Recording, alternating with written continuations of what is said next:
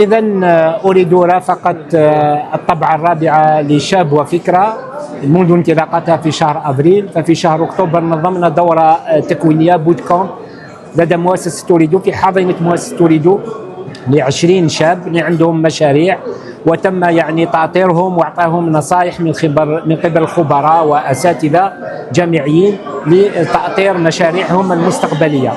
بعد ذلك في شهر ديسمبر ساهمنا كذلك في اختيار احسن 10 مشاريع التي توجت اليوم، ومن بين 10 مشاريع اختارت أوريدو 4 مشاريع سوف ترافقها ضمن حاضنة مؤسسة أوريدو في السنة المقبلة إن شاء الله.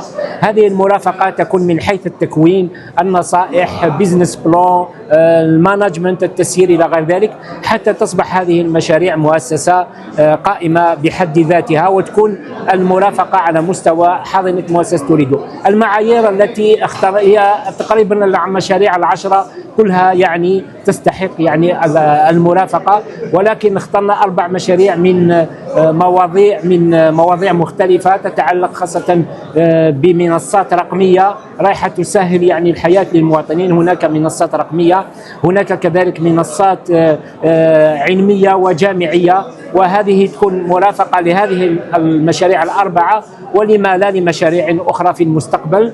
وللتذكير حاضنة أوريدو تشتغل منذ 2013 منذ انطلاق مشروع تي ستارت، رافقنا فيه 72 مؤسسة ناشئة، ونصف هذه المشاريع أصبحت مؤسسات قائمة بحد ذاتها، والآن نأوي تقريبا 20 مؤسسة ناشئة لدى في حاضنة أوريدو نرافقها من حيث النصائح والتكوين إلى غير ذلك.